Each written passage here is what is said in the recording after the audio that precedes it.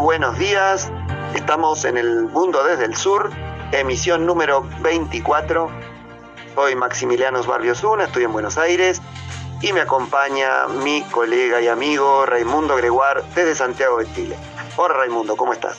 Hola Maximiliano, qué gusto volver a saludarte esta semana y como siempre un placer, un gusto y ya preparado para un nuevo programa, el número 24. Exacto, sí, el gusto también es mío de hacer el programa con vos y con los oyentes, los que nos siguen a diario, los que se suscriben al canal de YouTube, que estamos bajo el Mundo desde el Sur, nos escuchan y nos mandan comentarios, aportes, pedidos.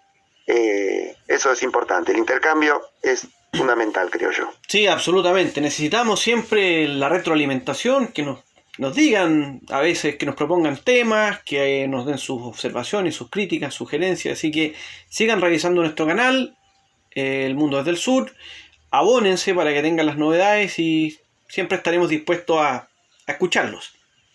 Exactamente. Bueno, si te parece empezamos con algunas curiosidades de la actualidad internacional, que no solamente las novedades, sino algunas cosas curiosas que tengo por acá. A ver, dicen que la curiosidad mató al gato, veamos qué pasó acá. Bueno, resulta que el presidente de Turquía, Recep Tayyip Erdogan, emitió un decreto, curioso decreto, por eso digo curiosidad, por el que a nivel internacional Turquía dejará de llamarse con el nombre inglés Turkey. Lo hace principalmente porque esto en inglés significa algo así como tonto. Entonces, muchas veces, se relaciona Turquía con esta palabra, ¿no? Y entonces las cosas que vengan de Turquía ya no va a decir más Made in Turkey, las cosas que se produzcan ahí, sino el nombre turco de Turquille. Yo recuerdo un antecedente, que es el de Costa de Marfil, que hace más de 20 años, creo, también cambió su nombre internacional por el nombre en francés, que es Côte d'Ivoire. Y bueno, nada, me pareció curioso que, si bien tiene que ver con la producción interna que va hacia el exterior, que esté en turco y no en inglés, es raro, ¿no?, el nombre de los países, que se imponga quizás el nombre de un país a los demás como deben nombrarlo, ¿no? Cada lengua, cada idioma tiene su forma de nombrar a cada país. Sí, mira, una anécdota, yo una vez compré algo, no compré, me llegó la foto de una etiqueta. Entonces, claro, seguramente la persona que hizo esta etiqueta puso el traductor automático, entonces decía en español hecho por o hecho en pavo. Porque claro, turkey en inglés significa pavo. Pavo, claro. Entonces, es una anécdota, algo divertido, pero claro, me imagino que él quiere que no haya una doble lectura, sino que se diga el nombre de ellos, Turquille.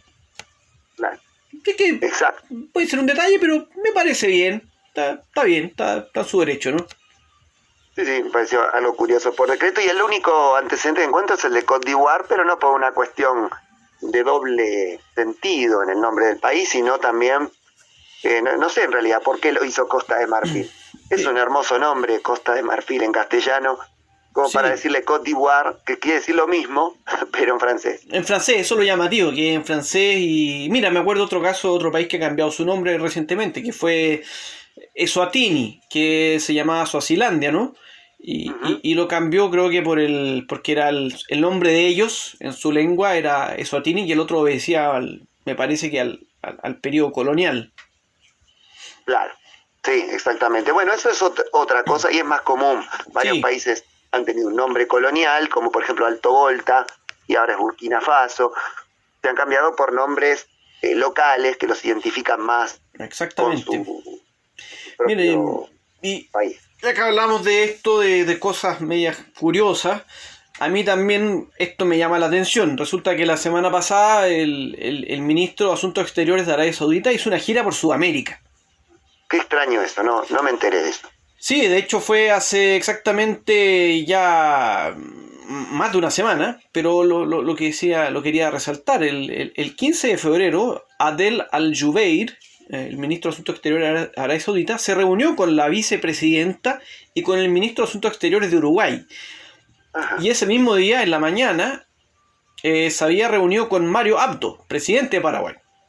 Sí. En ambos casos, con los dos países, se analizó la cooperación en diversos ámbitos para así fomentar las relaciones entre Arabia Saudita y Uruguay y Arabia Saudita y Paraguay. ¿Solamente pasó por esos dos países? Sí, Es raro también, ¿no? Que no pasó por quizás países económicamente más importantes o comercialmente más importantes, ¿no?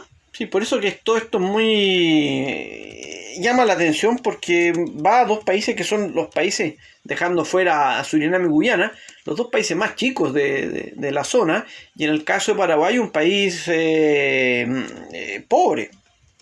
Sí, sí. Sí. La gira no sabes qué objetivo tiene, si es diplomática, política, comercial, todo un poco. No, era la idea de profundizar las relaciones. Mira, estuve revisando acá y me encontré con algo. Hubo un tercer país, Ajá, Ecuador. Ecuador, otro país chico también. Otro país chico, aunque claro, Ecuador ya tiene petróleo, qué sé yo. Claro, pues, es miembro, eso te iba a decir, es miembro de la OPEP, igual que Arabia Claro. Saudita, de la Organización de Países Exportadores de Petróleo, tiene más sentido. Y aquí estoy viendo, perdón, que también va a visitar, no, visitó, acá estoy viendo, mira, encontré la información. Visitó también Chile y Perú. Ah, bueno, entonces una gira amplia ya. Pero muy secreta, yo soy chileno, reviso los medios, no salió nada. Nada. Bien. Pero Bueno, interesante. Querrá contrarrestar quizás alguna presencia, no sé, me animo a decir, de Rusia o de Irán en la región, quizás. Puede ser, no sé, llamativo. Mira, quizás esto nos dé para un siguiente programa. Sí, va a haber que seguirlo esto de cerca porque ahora despertó la curiosidad, pero esta vez en mí. ¿Sí? Vamos con noticias y hechos curiosos, ¿no? ¿Sí? Bueno, a propósito, yo tengo acá de la tensión que están viviendo en Rusia, la OTAN por Ucrania.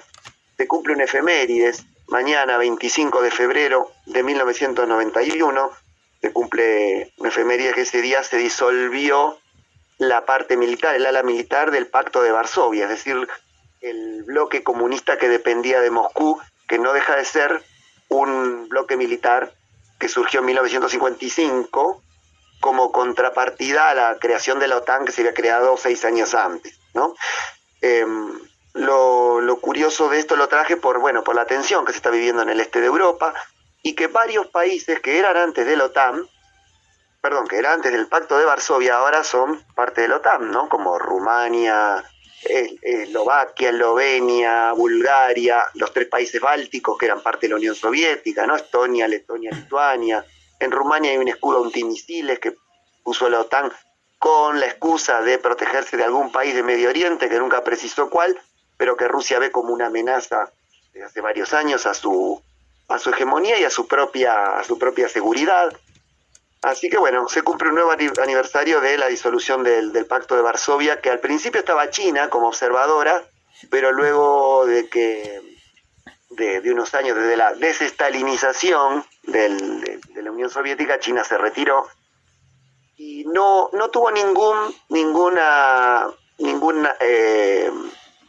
misión militar importante. La más importante fue en la llamada Primavera de Praga, cuando hubo una revuelta en Checoslovaquia, que los tanques rusos ingresaron a Praga en 1968, pero nunca hubo un enfrentamiento directo con la OTAN, sino a través de terceros países. Sí, y yo quisiera agregar que esta efeméride que cuentas, que es muy importante, que recordar que en el fondo fue una época muy importante que va asociada a la caída del muro de Berlín, no el mismo año, ¿no? Pero la caída del muro de Berlín un poco antes, después la disolución, también hay que decirlo, la desintegración de la Unión de Repúblicas Socialistas Soviéticas. Fue una época en la cual termina la Guerra Fría y claramente cambia el mundo desde el punto de vista de los asuntos internacionales, y en el cual se quiebra esta disputa hegemónica entre dos grandes potencias, lo cual derivó con el paso del tiempo a la aparición de diversas potencias, ¿no? Y a lo que vemos hoy, una casi, no digo hegemonía, pero una ventaja para China. Claro, yo diría un multilateralismo en el que Estados Unidos sigue estando a la cabeza. Bueno, Rusia, que en los últimos 20 años resurgió de sus cenizas. China, que tiene un avance tremendo a nivel comercial, político. Y en algún punto, bueno, India y Brasil mucho menos. Brasil cayó bastante, pero llegó a ser si no me equivoco, la séptima o octava economía del mundo. Sí. Ahora cayó. Pero también hubo como un multilateralismo, sí, diría yo. Ya se acabó ese horror, ese terror ante una guerra nuclear. Emergieron otros países con potencia, la Unión Europea se consolidó. Bueno, en ese entonces no se llamaba Unión Europea, pero después se bautizó como Unión Europea. Hay que decir también que en esa época significó la derrota total del comunismo y el triunfo absoluto del capitalismo, aunque ya vemos que con el paso del tiempo se han puesto muchas dudas sobre ese capitalismo acérrimo, ¿no? Y ya muchos países hablan de una socialdemocracia. Sí, que no deja de ser capitalista, a mi juicio. No tiene nada que ver con el marxismo ni con el comunismo que se implementó en el este europeo ni en la Unión Soviética, pero como decís vos, fue la hegemonía de un capitalismo quizás más duro, más neoliberal, más salvaje, se puso a la cabeza y se está poniendo en entredicho los beneficios que trae solamente para unos pocos, ¿no? Para una pequeña porción privilegiada, multinacionales, bancos, pero no para la sociedad mundial en general, que está bastante desigual, y creo que las desigualdades están creciendo. Sí, y a propósito de desigualdades, voy a pasar a otro tema.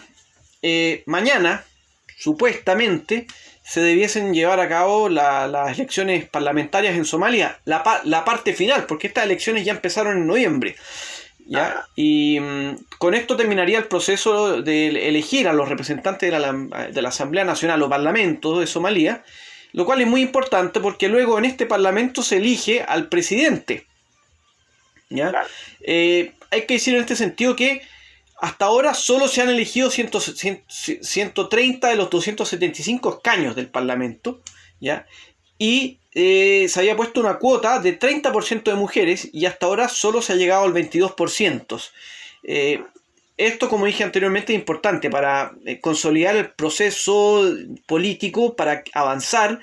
Ha tenido una crisis política con el actual presidente, que es Farmayo, pero con disputas con otros políticos importantes, y además, como mencionábamos el programa pasado, ¿no? Con el terrorismo que está muy presente, la crisis, la sequía que es terrible, 7,7 millones de personas que necesitan ayuda humanitaria, de los cuales 4,3 millones afectados por la sequía y más de 270.000 desplazados por esto. Claro. Sí, además me llamó la atención lo que dijiste de que hay un cupo femenino ya fijado por la ley, ¿no? ¿Es así? Sí. Porque Somalia es uno de los países de la región que tiene, o de África diría yo, los cuales las mujeres están más relegadas. Sí. La mutilación genital femenina es muy común, es uno de los países que mayor índice tiene de esa aberración que se produce, que le hacen a las niñas, y bueno, se está intentando luchar contra eso y es moneda corriente, es algo que las mismas madres permiten, es una tradición bastante cruel, y que se intente en el Parlamento poner un cupo femenino es un avance importante. Sí, y de hecho, al menos hasta hace un par de semanas atrás había una candidata presidencial también, así que ojalá que logren llegar a esta meta. Se ve poco probable que mañana lo consigan, pero ojalá lo logren, porque además hay 1,4 millones de niños, cerca del 50% de la población nacional menor de 5 años, que sufrirá de malnutrición aguda por la sequía, y la escasez hídrica además está generando desplazamientos, lo cual se suma a los ya 2,9 millones de desplazados internos que existen en Somalia por los conflictos y el cambio climático. Sí, no, la situación es tremenda y el gobierno que surja sabemos que no va a controlar el país, sino que va a controlar una porción. Sigue la guerra entre clanes, la guerrilla Al-Shabaab, que está asociada a Al-Qaeda. Bueno, están los piratas rondando las costas, las potencias que extraen los recursos pesqueros también de las costas de Somalia, que no tienen control. Es un caos del que se vive. Bueno, esperemos que el Parlamento o la elección del nuevo Parlamento ordene algo en este país. Sí, así que bueno, ya estaremos siguiendo esto y... Exacto, bueno, interesantes los temas que tratamos recién, muchos curiosos, temas curiosos como dijimos al principio, y ahora viene la parte de los análisis después de la pausa. Sí. ¿Qué temas tenemos? Vamos a hablar de lo que está ocurriendo en Etiopía a propósito de la represa, la gran represa, ¿no? La represa del Gran Renacimiento Etíope y las implicancias que tiene. Vamos a ver lo que está ocurriendo. No me digas que empezó a generar electricidad ya. Por ahí va el asunto. Bien, después de la pausa, vamos con este tema.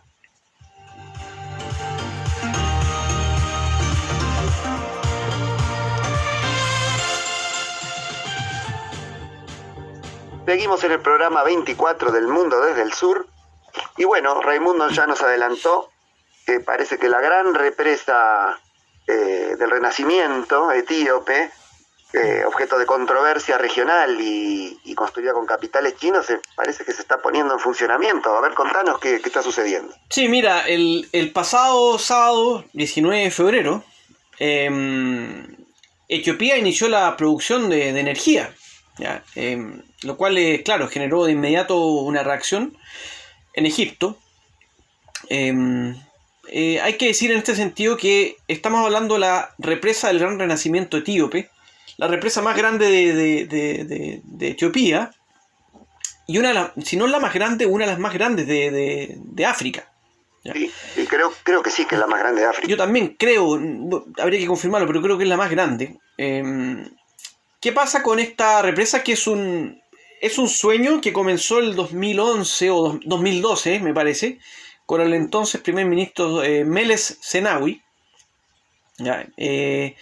Y claro, Etiopía, hay que decir que Etiopía es un país en el cual cerca del 60% de la población no tiene acceso a electricidad. Claro. Entonces Etiopía necesita esta represa. ¿Por qué? Porque esta represa va a duplicar la producción actual y va a permitir que toda la población etíope, hay que decir, Etiopía es el segundo país africano más poblado, cerca de 110, 114 millones de habitantes, pero también es el segundo país africano con mayor déficit eléctrico. Claro.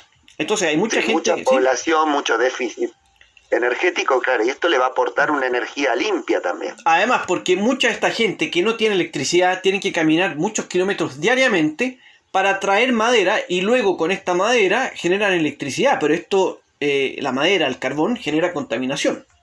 Y además de deforestación. Además. En una zona donde el cambio climático también golpea bastante. Sí.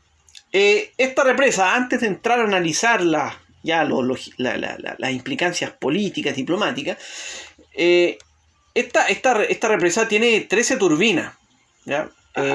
Todavía no llega a su capacidad total, ¿ya? Porque está todavía en la fase final de construcción. Tiene 13 turbinas, 2 de 375 megawatts y 11 de 400, ¿ya? Y además tiene 2 centrales eléctricas. Ahora está operando en estos momentos una turbina de 375 megawatts, ¿ya? Tiene una capacidad instalada de cerca de 5.150 megawatts, ¿ya? Y esto actualmente permitiría tener un promedio anual de producción energética de unos 15.700 gigawatts, ¿ya? Tiene un embalse además que permite un embalse muy grande de casi 2.000 kilómetros cuadrados y una línea de transmisión de 240 kilómetros también. Estos son datos técnicos para tener un poco la dimensión de cuán grande es esto, ¿ya? Enorme, por lo visto. Sí, permite un flujo anual promedio de 1.500-400 metros cúbicos por segundo, ¿ya? Dejando de lado estos números, hay que decir que esta represa es una amenaza para Egipto y Sudán.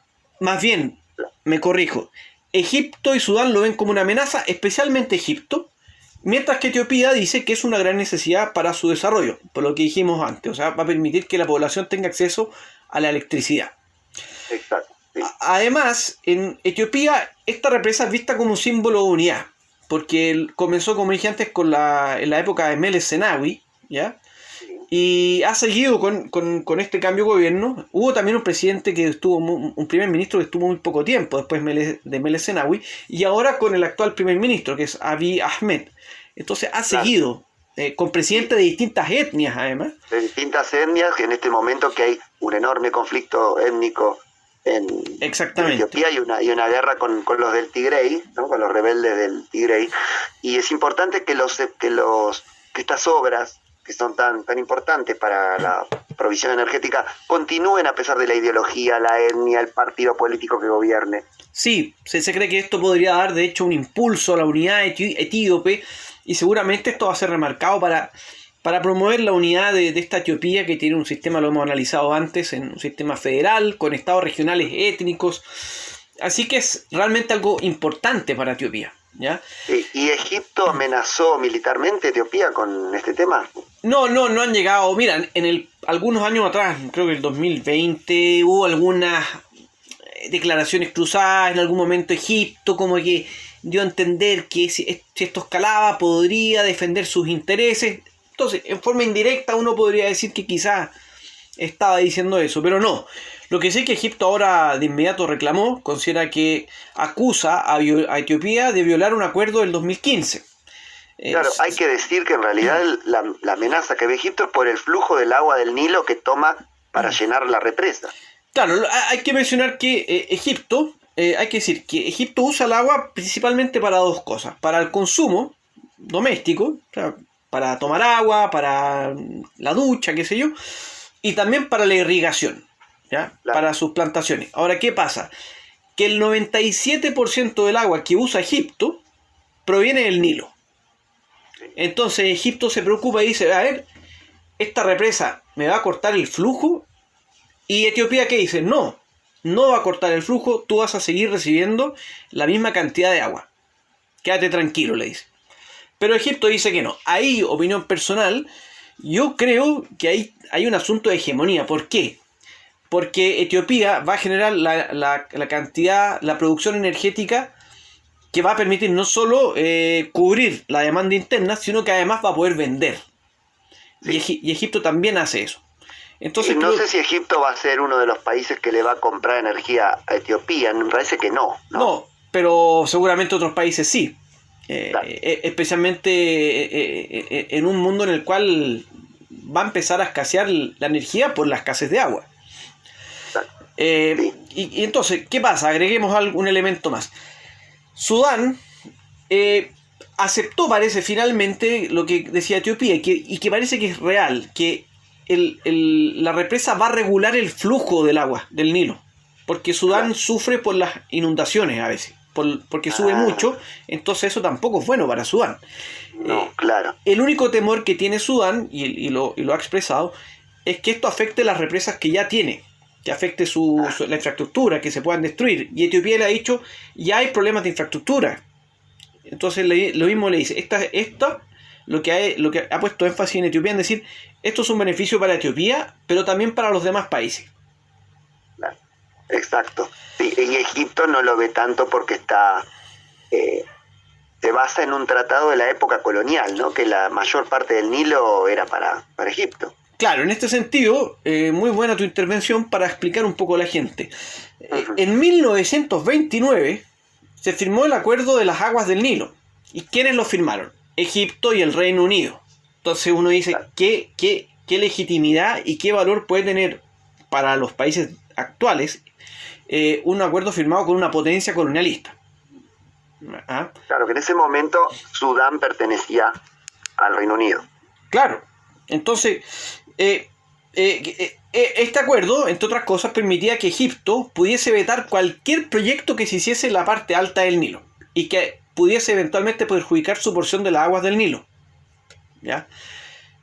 También fue un tratado bastante desigual, porque permitía que Egipto tuviese 48 billones de metros cúbicos anuales y Sudán quedaba con apenas 4.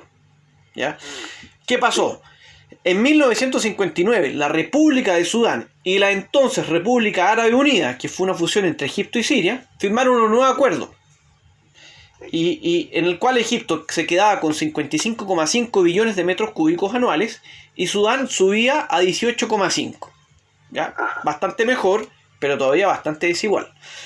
Este acuerdo generó rechazo por distintos motivos. Primero porque, como dije antes, el primero por el hecho de haber sido firmado por una potencia colonial. Luego, porque en el primero no se incluía Etiopía.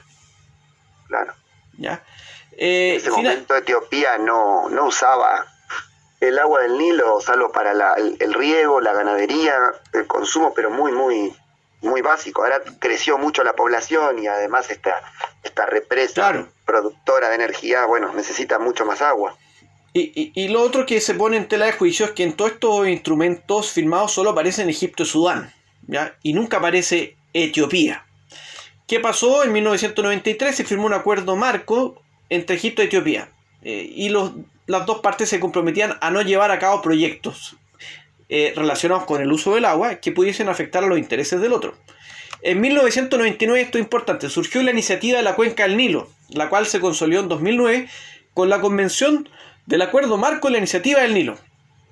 Sin embargo, para que esta última entrase en vigor, se necesitaba la firma de los 9 estados asociados. Y, imagínate quién se negó a poner su firma. Me parece que Egipto. Egipto, que además dijo que no iba a aceptar ninguna propuesta que lo dejara con menos de los 55,5 billones de metros cúbicos anuales del acuerdo de 1959. ¿Qué pasó? Claro, sí.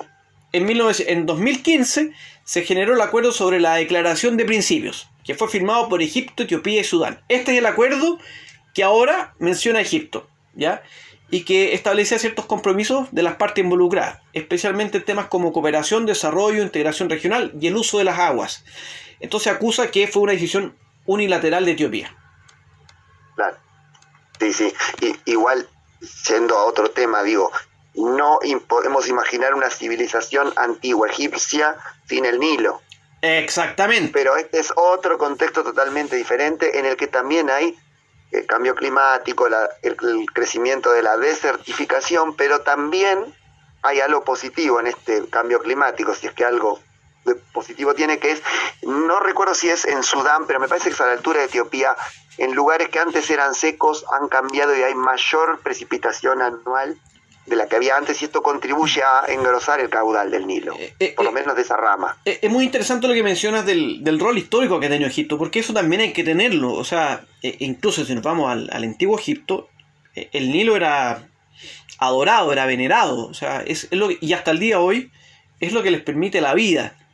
Claro, pero la fertilidad del suelo y muchas cosas. Pero Etiopía está planteando algo similar, está diciendo, con las aguas del Nilo yo voy a poder darle electricidad al 60% de la población que hoy no tiene acceso a electricidad.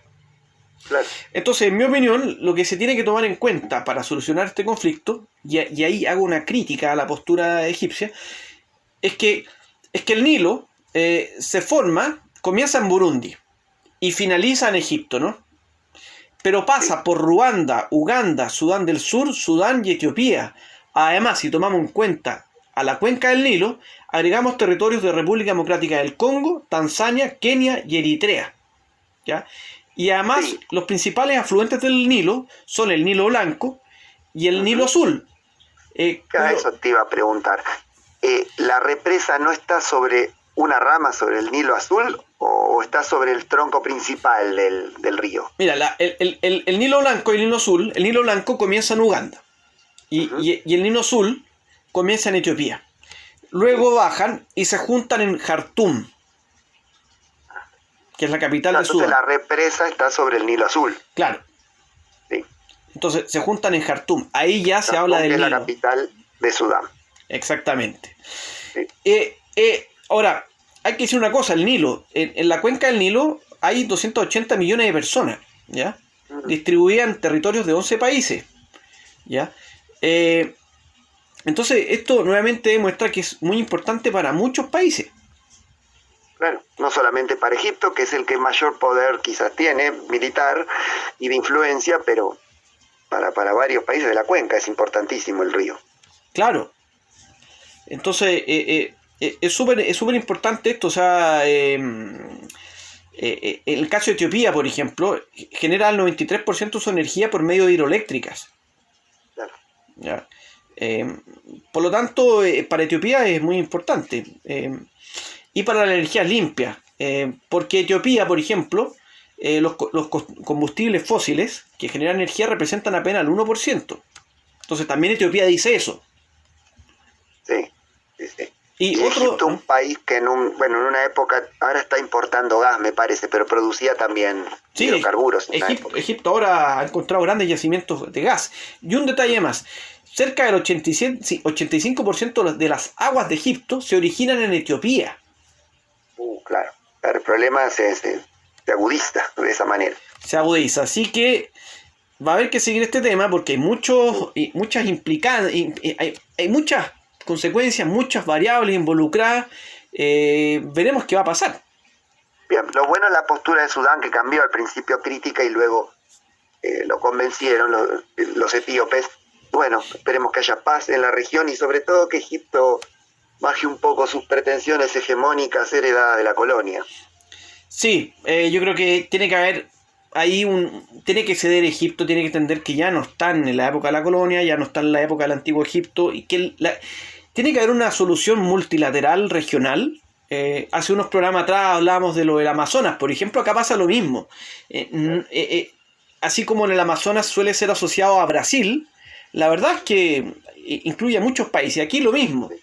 Entonces se sienten todos, porque tengo entendido que, por ejemplo, países como Tanzania ya dieron, no sé si fue Tanzania, pero creo que fue Tanzania, ya mencionaron que a ellos les interesa cambiar estos acuerdos. O sea, como, a ver, esto no es solo un tema de Sudán, Egipto y Etiopía. Entonces, juntarse todos y ver cómo les conviene a todos. Claro. Sí, esto es algo dinámico, es algo móvil, no va con el correr de los tiempos, con el cambio climático y con el crecimiento poblacional y también industrial y las necesidades energéticas que tenga cada país. Así que es un tema con múltiples aristas. Muy interesante el análisis. Bueno, si te parece, pasamos al siguiente. Sí, por favor. Después de la pausa, sí. Perfecto. Que es los conflictos limítrofes no resueltos en América Latina. Muy interesante. Bueno, después de la pausa entonces, adelante.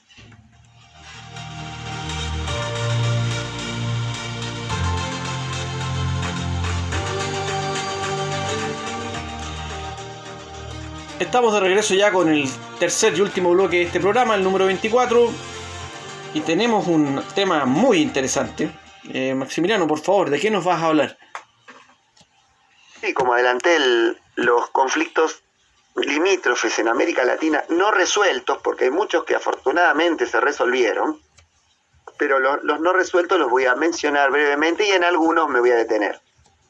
Uno de los más importantes es muchos son heredados también de la época colonial, otros no, se generaron después del trazado de fronteras, pero, por ejemplo, el de Venezuela y Guyana por la región del Esequibo, tiene más de 150 años este conflicto. Venezuela reclama la región del Esequibo, se la reclamó al Reino Unido, que era la potencia que ocupaba Guyana, y luego con la independencia de Guyana se heredó el problema. Es una zona de recursos naturales, forestales, y también en este momento han descubierto petróleo, tanto en el Esequibo como en una zona disputada en el mar entre Venezuela y Guyana, ¿no? En 1897 se estableció una mediación de un tribunal en París que en 1899 falló a favor del Reino Unido, no dejándole nada a Venezuela, ni una porción. Algo que en 1962 produjo que Venezuela volviese a reclamar y la Corte Internacional de Justicia de La Haya se declaró competente para seguir analizando este tema varios años después, ¿no?, del reclamo venezolano, pero Venezuela en este momento no la acepta como mediadora. Desconfía nuevamente de que haya un fallo no injusto como sucedió antes. Pero bueno, este es uno de los conflictos. Uno similar es el de Guatemala y Belice, que también fue heredado de la colonia. España le otorgó una zona al Reino Unido, una zona, estoy hablando de esto, fue hace 200 años, un poco más de 200 años. España le otorgó al Reino Unido una concesión para extraer madera de una zona adyacente al Océano Atlántico, que hoy reclama Venezuela, pero que lo tiene Belice. Belice fue una ex colonia también británica, y España lo hizo a cambio de que el Reino Unido no ataque con piratas embarcaciones españolas que partían de Guatemala. Hoy con los países independientes, el área que reclama Guatemala es un área que se la apropió Belice como herencia de los derechos de explotación maderera que le cedió España al Reino Unido. Es una zona turística, tiene acceso al Atlántico y es la segunda reserva mundial de corales después de Australia. Bueno, otro conflicto es el de Colombia y Nicaragua, por el archipiélago de San Andrés, Providencia y Santa Catalina, en el cual en 2012 la Corte Internacional de La Haya también ratificó, partió la medida, los intereses de ambos, se dio a los dos intereses, digamos. Una decisión salomónica tomó, ¿no? El archipiélago le dio la soberanía a Colombia, pero las aguas se las dio a Nicaragua. Y Nicaragua afirma que Colombia no respeta el fallo porque usa las aguas para la pesca, y Colombia aduce que Nicaragua perjudica la pesca por la extracción de petróleo. La extracción de petróleo contamina el mar y eso aleja a los peces o mata a los peces. Y bueno, la Corte Internacional de Justicia de La Haya anunció que va a volver a tomar el caso en algún momento, no hay fecha. Sí, Luego, perdona Maximiliano, me parece muy bueno que se resuelvan estos conflictos, pero voy a ser un poquito negativo, quizá sería ideal que esto se resolviese diplomáticamente entre las partes involucradas o con la mediación de un organismo regional y no debido a que se llegó a la última instancia, que es un tribunal internacional, pero lo bueno es que se resuelve, eso sí. Exacto, sí, coincido con vos. Un tribunal regional o una mediación regional sería lo más apropiado, pero como hemos dicho varias veces en este programa, los organismos regionales a veces carecen no de legitimidad, sino también de fuerza o de concreción. Recordemos lo que pasó con UNASUR, que desapareció, después nació el PROSUR, la OEA está muy condicionada a los deseos de Estados Unidos. Es algo que no sé, la integración latinoamericana está en construcción después de 200 años de independencia, sigue en construcción, y bueno, pero hubo muchos que se han resuelto por vía bilateral. Por ejemplo, los conflictos en limítrofes entre Chile y Argentina se han resuelto casi todos, ya casi no queda ninguno. Sí. Yendo a esos, el único que queda entre Argentina y Chile es una pequeña zona al sur del pasaje de Drake, eso es bien al sur de la isla de Tierra del Fuego. Son 5.500 kilómetros cuadrados de una pequeña zona marítima que Chile, por un decreto de Piñera, el presidente Piñera el año pasado, amplió los límites marítimos y acá ya choca con los límites marítimos argentinos. Pero bueno, ambos países ya se comprometieron en la agenda a resolverlo bilateralmente. Eso sí. Es un claro ejemplo. Y yo creo que se va a resolver bilateralmente. Sí, ha habido problemas con los mapas especialmente. O sea, como que publican mapas que a un lado u otro no le gustan. Y yo creo que existe la voluntad política para resolverlo. Lo hicieron en el pasado y ojalá siga así. Aparte que Chile en los últimos años también resolvió, por ejemplo, el tema con Perú. Obviamente ahí se llegó al Tribunal de La Haya, me parece. Sí. Pero parece ser que Chile tiene un deseo, digo, el Estado de resolver los conflictos. El único que se le complica es el de Bolivia. Sí, y hay más de uno con Bolivia. Sí. Está el del río Silala, las aguas del río Silala, en el cual nacen en Bolivia, continúan en Chile, pero el problema es que Chile aduce que las aguas deben ser compartidas equitativamente, a lo que suena lógico, pero Bolivia dice que en realidad el río ha sido desviado a principios del siglo XX por una concesión que hubo una empresa de ferrocarriles, creo que británica, no estoy seguro, eso lo tengo que chequear, en 1908, en el cual a través de canales se cambió el curso y la mayor parte, por culpa o por causa de esos canales, van hacia Chile y no debería ir tanto flujo hacia Chile según Bolivia. Bueno, esto lo va a resolver el tribunal, el mismo Tribunal de La Haya, lo va a resolver, está en la agenda también. Y el otro problema de Chile con Bolivia es la salida al mar, la famosa salida al mar, es algo no resuelto. fue resuelto por un tratado en 1904, luego de la guerra que hubo, bueno, un tema bastante complejo y bastante conocido también, ¿no? La salida al mar luego de la guerra, en el cual también estuvo implicado Perú, en la llamada guerra del guano, ¿no? Sí. De Chile. Así que bueno, eso aún no está resuelto porque Bolivia sigue reclamando su salida al mar. Bueno, luego quedan dos conflictos que están casi congelados. Uno es entre Brasil y Uruguay, conflicto fronterizo en el norte, que hay una población brasilera que usa la infraestructura uruguaya, pero desde la década del 70 figura en los dos mapas de ambos países, pero no ha habido ningún avance ni tampoco ningún reclamo. No está resuelto, pero tampoco hay mucho conflicto por eso. Otro es la isla Navasta, entre Haití y Estados Unidos.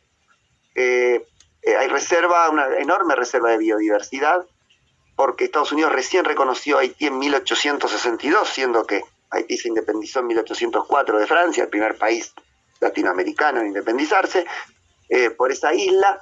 También está congelado el tema.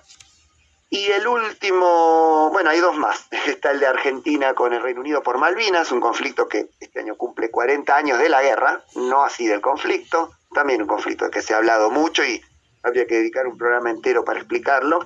Yo simplemente estoy mencionándolo. Y el último es el del Golfo de Fonseca, entre Honduras, Nicaragua y El Salvador, que también lo resolvió, es un golfo que está sobre el Pacífico, también lo resolvió el Tribunal de La Haya de manera equitativa, que los tres países tienen soberanía sobre el Golfo, pero no resolvió la soberanía de la isla Conejo, que es una isla de 1 kilómetro cuadrado. Así de absurdo es la disputa, porque Honduras lo ocupó militarmente durante la década del 80, cuando en El Salvador había una guerra civil. Y eso le da también mayor acceso al Golfo y al mar.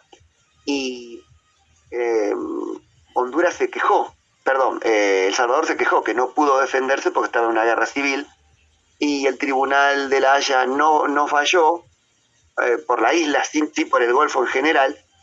Y el presidente de Honduras el año pasado en Twitter reafirmó la soberanía hondureña sobre esta isla pequeña, y el presidente de El Salvador, Bukele, le respondió con un meme. O sea, no hay una negociación seria ni un reclamo serio por una isla de 1 kilómetro cuadrado, la isla Conejo. Sí, bueno, ha sido realmente un muy buen resumen sobre el estado de los conflictos limítrofes en América Latina, que existen todavía, que muchas veces generan tensión, que en el pasado algunos llegaron a guerras, en el pasado estoy hablando, y ojalá que prime la diplomacia regional y que los países, en mi opinión, comprendan que la integración es el único camino para solucionar estos conflictos, que a veces quedan estancados por las disputas ideológicas, las disputas comerciales, pero con una integración regional avanzada, estos conflictos, en mi opinión, quedarían en el pasado. Seguro, y también los que tienen que ver con potencias extrarregionales como el de Malvinas, que en este momento, si bien la postura de los países latinoamericanos es la de las Naciones Unidas, que Argentina y Reino Unido deben sentarse a dialogar, a lo que el Reino Unido se niega porque quiere incorporar en las negociaciones al representante de Malvinas y Argentina se opone. En este momento, por ejemplo, Brasil la semana pasada permitió que buques con armas que van para Malvinas del Reino Unido tocaran puertos brasileños. Entonces, Argentina protestó, y esto no contribuye a la integración regional. Absolutamente. Todo lo contrario. Así que, bueno, ha sido un tema muy interesante. Yo mencioné los que no están resueltos, los que se resolvieron, que afortunadamente son muchos más, se han resuelto, algunos lamentablemente con guerras, otros con diplomacia. Pero bueno, no hay conflictos tan graves a la vista, limítrofes como en el pasado, que han llevado a guerra. No se ve en el horizonte una guerra por límites en América Latina. Y esperemos que no las haya, para que siga la paz, o la relativa paz. Sí. Perdón. No me digas que me tenés que dar una mala noticia. Sí, lamentablemente hemos terminado ya este programa. Ha sido más largo de lo habitual, pero llegó a su fin. Pero valió la pena. Sí, claro, como siempre. Seguro. Bueno, entonces nos despedimos de los oyentes, les agradecemos por acompañarnos y por suscribirse en el canal de YouTube, que nos encuentran como El Mundo desde el Sur. Y los invitamos a escucharnos el lunes que viene, en el programa 25. Así es, nos veremos este lunes, en unos días más, con el programa número 25, Maximiliano. Seguro. Bueno, un placer haber hecho el programa con vos y un placer que nos estén acompañando los oyentes. Un gran abrazo para ti, para todas las personas que nos escuchan y que tengan un excelente fin de semana. Bien, hasta la próxima.